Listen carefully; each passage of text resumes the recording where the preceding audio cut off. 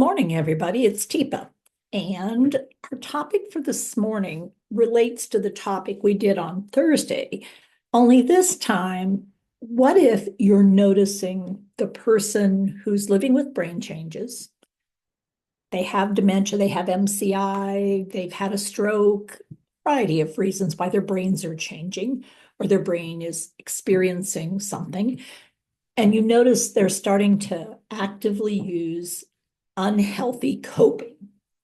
So their strategies for trying to deal with the changes that they're experiencing is to pick things that really, not good.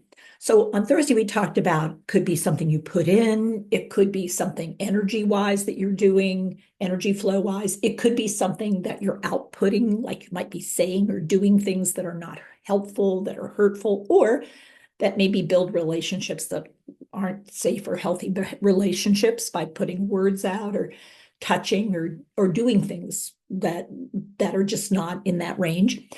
It could be that you're doing things to find comfort that are from previous things that were comfortable, but being comfortable, you don't build resilience. So if all you're doing is being comfortable, you're not going to build resilience. And if you're uncomfortable and all you do is seek comfort, are we getting enough variety, enough variability in our life to be well?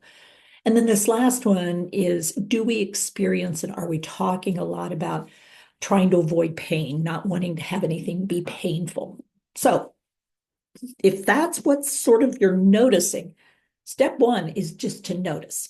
Now, once you've noticed, what are you going to prepare for? And when you notice, what are you noticing about place, about people, about props, about programming, and about other possibilities, maybe from the past or maybe even right now, that might be the word we often will use is triggering or causing the person to feel this need, the brain. And this is actually from the brain change. The brain, the primitive brain, the amygdala is feeling threatened.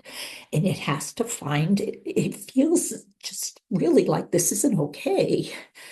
And so what's happening, my coping is to try to fright first. So I'm in fright mode, and then I'm going to flight, avoid, fight, fight for what I think I need, I want, I like, or I might hide, or I might seek. And all of those are primitive reactions to a sense of being threatened. So let's just pause a second and go, if you notice and you then try to do something immediately without that preparation, without that really thoughtful way of considering, taking that big pause and going, so what's going on here? You might be tempted to try to intervene in the wrong place. And the place that you may want to intervene is with the individual to change them. Here's a reality. They're already changing. Their brain is changing. One reason you're seeing what you're seeing is because the brain is changing.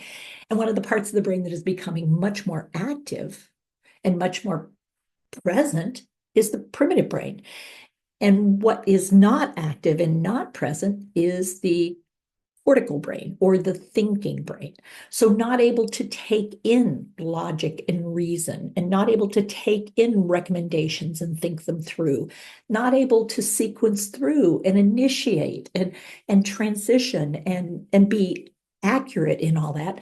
Not because I'm not trying, but because in the very state that I'm in, my amygdala is shutting down my language processing, my ability to think things through, my ability to see the big picture, my ability to remember other situations and how it all ended. So you're in a tough spot. And that's what I want you to also notice. When you're noticing the other person, also take a look at yourself, because often in that moment, you may find yourself really feeling the pressure to do something. And so pause and breathe and notice, and then think, okay, so what's possible to change about the place or the people, maybe the props, what's around the person, what kind of programming, and here's the possibility, substitution, not subtraction. I have to find something to attract the person to something else rather than trying to eliminate the thing that they find comfort in, even if it's unhealthy.